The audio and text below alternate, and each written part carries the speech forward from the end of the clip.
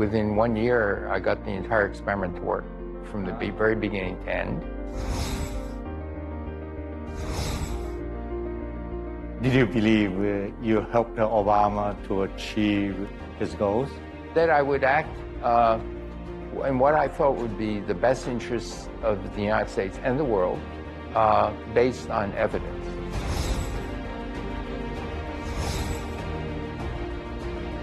Is it possible for the United States to open the door for Chinese investment? The government has to take a long view of what the world will need. I want people to have a prosperous life. Yeah.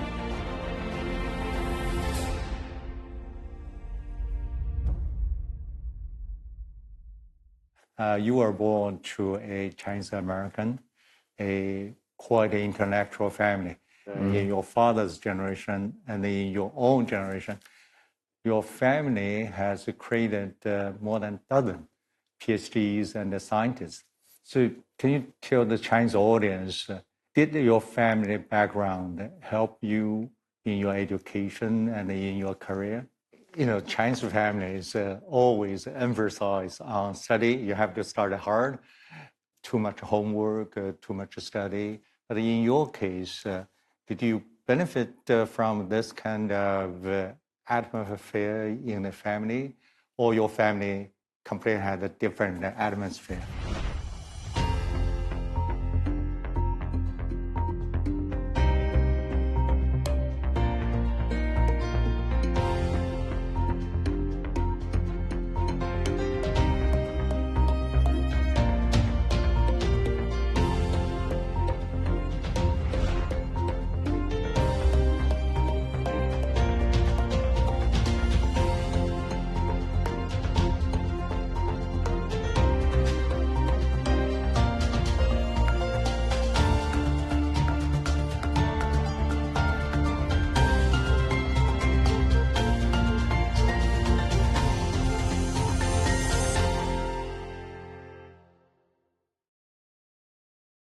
You know, we're not rich, we're very poor.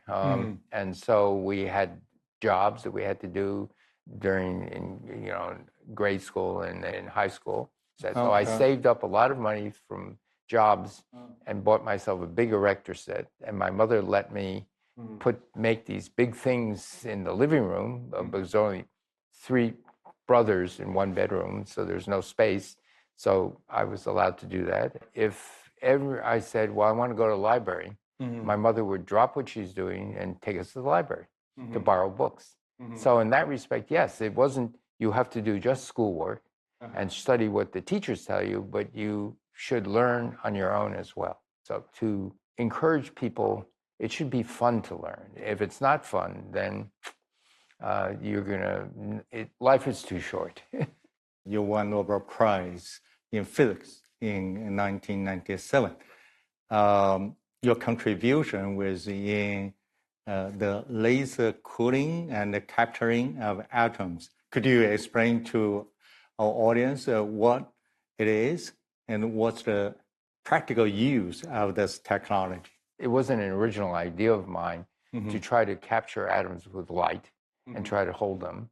But what happened was people had been trying for maybe 10, 12 years, not succeeding. And at the time, it was just an interesting science question. Is it possible to hold on to individual atoms or particles with light to be able to control them and move them around? And I found that in order to do this, first it looked hopeless, but then I stumbled on something. Within 1 year, I got the entire experiment to work from the very beginning to end.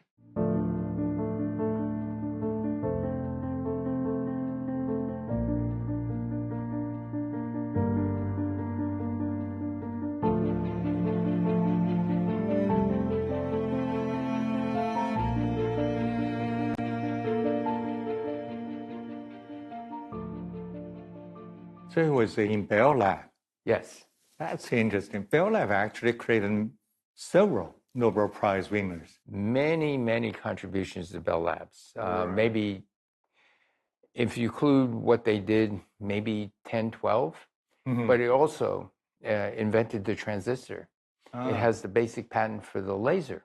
Right. It established information science and established all of those things within Bell Labs. You took 4 years off to join the Obama administration to become the Secretary of the Energy Department. And we know, as scholars, politics follows a really different logic than academia.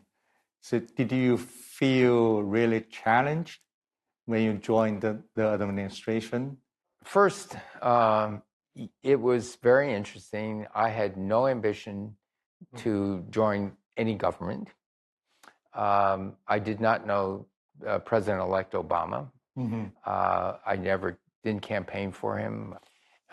But what happened is after he got elected in November of 2008, I get this phone call from someone else that said, the president would like to talk to you about a very important job.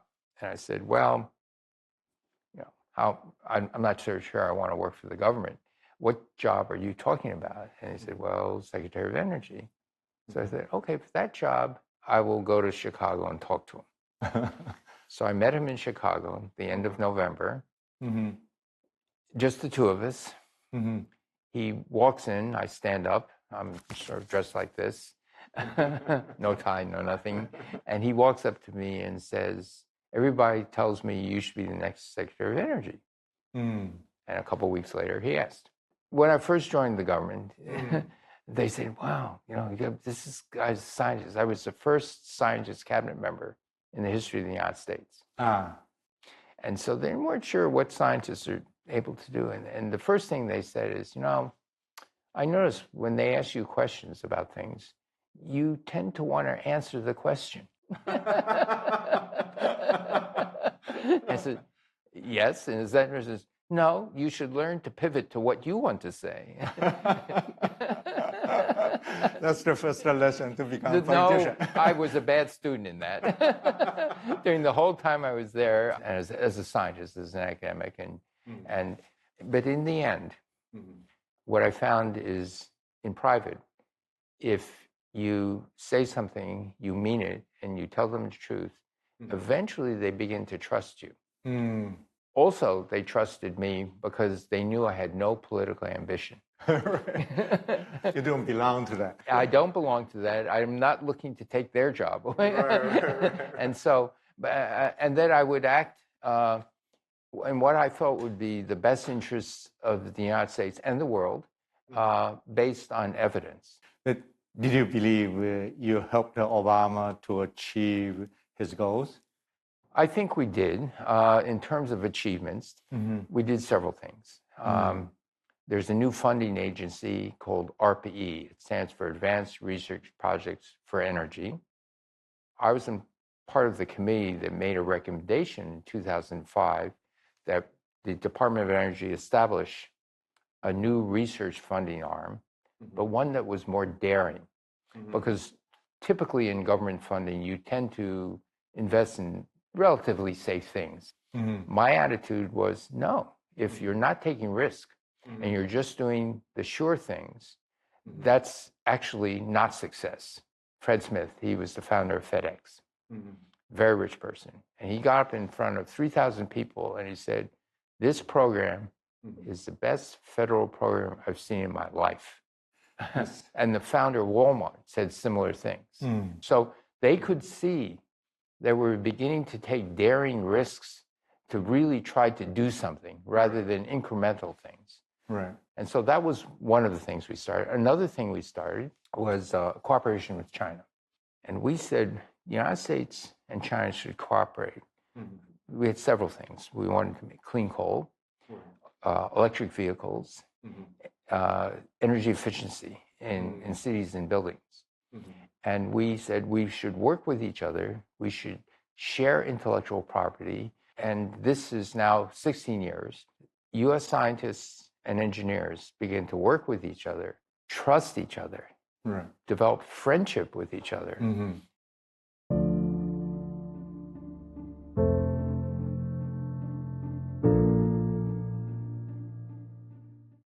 Let's come to climate change, right?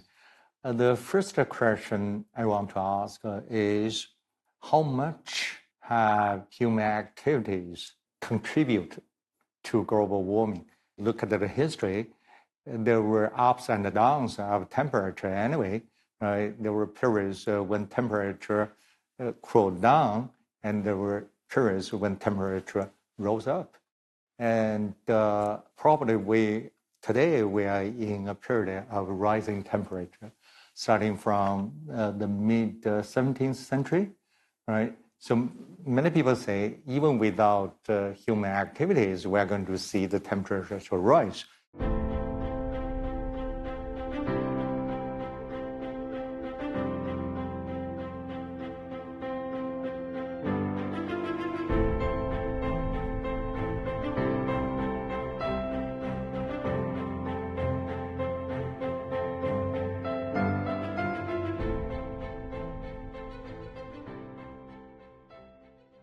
The climate did change by itself, had nothing to do with humans. We had ice ages, we had warm periods. Right. You go before that oscillation, we were much warmer than we were today.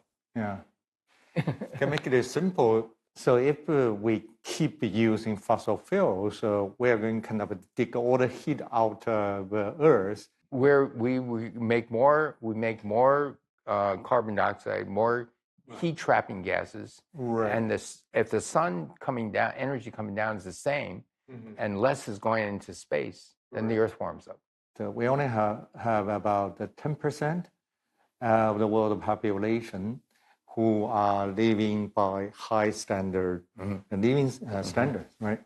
So the rest, 90%, or the smallest, let's say 80%, are still living on substance level, right?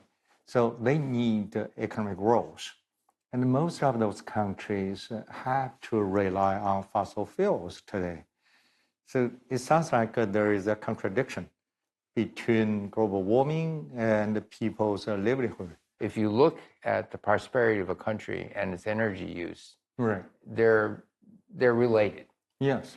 Now, they're related in a way that once you get above a certain thing, when you're a rich country, you can use more energy and the standard of living doesn't increase. But if you're a developing country, definitely, directly linearly proportional. Then the question is, how do you get to the place where it's not going to be cheaper? Okay? And so it's my conviction that it's just like if you look at the way the industrialized world developed, there was electrification and then wires. Right. And there was first, and then phones and then phone lines. Right. But we now have cell phones and wireless. When solar and batteries and solar is cheap, but it's the battery part, and that within a decade, it's going to come cheap enough. You don't even have to have a grid in most developing countries. So I see a day, I want to leapfrog past like phones. And this is beginning to happen, especially if you're in a more isolated area. You can have solar and a good battery. I'm hoping within a decade, you can begin to leapfrog past coal. I don't know whether it's going to be a decade. It's longer than 5 years, less than 20 years. Right. So talking about the economic incentives, many of the world international financial institutions, like the World Bank, IMF, and also some central banks adopting so-called climate finance, right, to induce people to invest into green technologies. Do you think that's going to work, particularly for developing countries?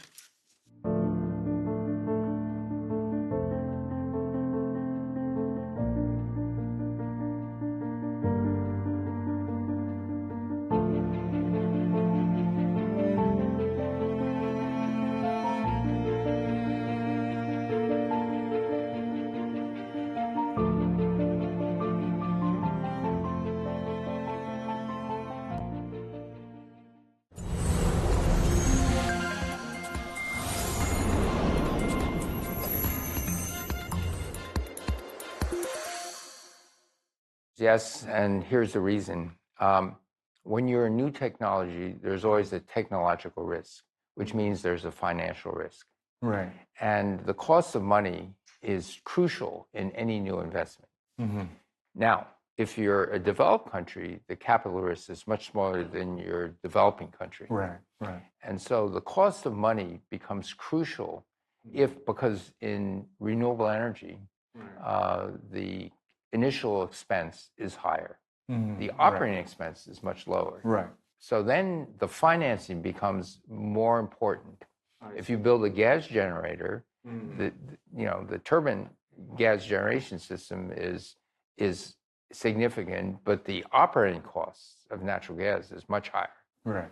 Okay, so that changes the economics. And so what the IMF and the World Bank and others are trying to do, and this is what the Department of Energy loan program was doing when I was secretary, is that if the government or the World Bank or something backstops, so we say we will stand by and buy down the capital risk to that of a rich country, but because you're a developing country, you have to pay more money because there's always a risk country will not be able to pay back. Right.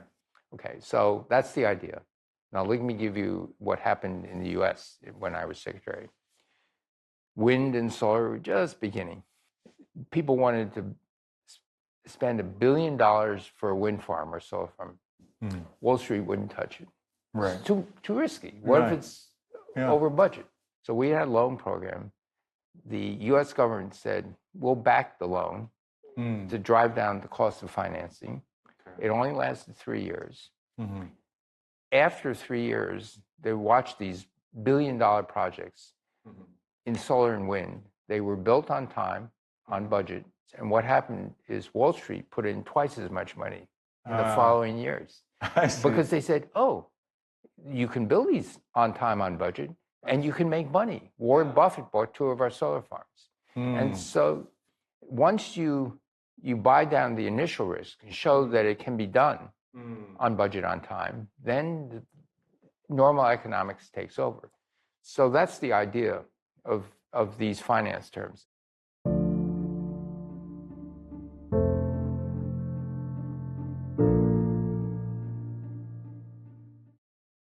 So you have been to China many, many times. I remember in 2020, in a forum, you said China is ready to lead the world in green technologies. So 5 years have passed. How do you assess China's development in green technologies? First big event was solar, PV, photovoltaics. Right. But it's the cost. And what China did was they drove down the cost by economy of scale and also by steady, slow improvements. First, it started with amorphous silicon, but polycrystalline, and now LONGi and other companies make single crystal silicon as inexpensively as polycrystalline, but it's higher. Okay. Now there are new materials, perovskites. The stuff, the price goes down. The amount of energy you put in to make the product goes down. Everything goes down. But what happened in the end, now the industry is recovered. They make money selling this solar. Right. And the world got solar cheaper, faster. Yeah. I see the same thing with batteries and EVs. Right, right. Many batteries and EVs, they could say, I'm willing to sell a loss initially, but I want market dominance. Yes. And I also see an over-exuberant investment in that. I see companies in China, but also all over the world, go bankrupt. But the price of EVs and how they perform is going down much, much faster, and it will figure it out. Right, right. I think the Chinese government and the Chinese people have a long-term view of what the world will need. Climate change is real. Yeah. You need to make better things cheaper. Right. And so this long-term view of what we'll need in the end, not, oh, well, we're not really sure and we're going to follow 4 steps behind, is a different attitude. And then finally, what I see in China, in the companies, is a willingness to invest their own money in research. in fundamental research to make better batteries, make better this, better that. What the United States led the world in. Okay, I hope the United States goes back to that. But China is following what the U.S. did successfully in the last century. And the government has to take a long view of what the world will need. And if you take this long view, then it's the future prosperity will also be dependent on that. Now, we stumble around, and for whatever reason, transistors, computers, that's a lot to do with Bell Laboratories and things like that. That sounds a very interesting observation, right? China is following the American model and also Japanese model in the last century. Is it related to the stage of economic development? When people are getting richer, they're not going to do this hard work. I think there's a lot of truth to that. I think what happens when you get rich, you're not as lean and hungry. You're not willing to work as hard. And China is still feeling, okay, we want to prove ourselves. We want to do this. We're willing to work hard. We're willing to invest in ourselves. Right. Come back to the U.S.-China relations. The two governments have been engaged in several rounds of negotiations. Right? Both sides have shown some flexibilities in dealing with each other regarding the tariff and other economic relation issues. So one of the key issues in the negotiation is whether the United States is going to allow Chinese companies, particularly those companies in green energy, solar panel, EVs, to invest in the United States. What's your take on this? Do you think it's possible for the United States to open the door for Chinese investment? Of course, it's possible. I hope they do. I think if you think about what happened in the case of Japanese automobiles, first there were tariffs to keep out the Japanese. The Japanese started making good cars. Right. And the American automobile manufacturers, GM, Ford, Stellantis, no. We want protection. And then finally, they said, if you come and make good products in the United States, of course, the American people get more jobs. It's good. Manufacturing jobs are good jobs because they create secondary jobs and tertiary jobs. And so in the end, they said, okay, you're allowed to build a factory in the United States. But eventually, the way to compete is make better cars. You talk about Japan. Japan is an ally of the United States, right? It sounds like you can talk in a kind of friendly way, right? But then people say, China and the United States are competing each other. We have different political systems. So for U.S., why should we open up our door to a competitor, to a rival, right? So what's your answer to that? It's true. There are different political systems. But, we've done business with countries that have very different political systems in the United States. And my big fear is that we're entering into this Cold War mentality. Because you're an economic competitor does not necessarily dictate that you have to be a military adversary. I want people to have a prosperous life. It doesn't matter. Yeah, exactly. What party you are, what system of government, those things are the same. Yes. And we should remember that. So, as scientists, actually you care about the future of humankind and also the future of the Earth. So if you were asked to leave one sentence to the future generation 100 years after, what would you say to them? I would say that I hope that my generation and the one just below did what we can to make their world a better, safer place.